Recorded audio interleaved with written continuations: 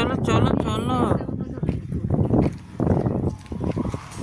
কাট করে বেরিয়ে অন্য যা পাতা কেটে কাট করে এটা কি ক্লুজে আনবি, ক্লুজে আনবি ওই ওই জায়গাটা এবার ধরে গাছটা।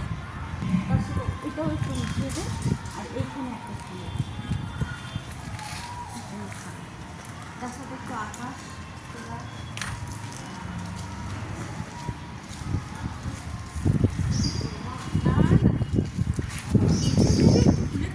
দিয়ে তারপরে কেটে দিচ্ছি।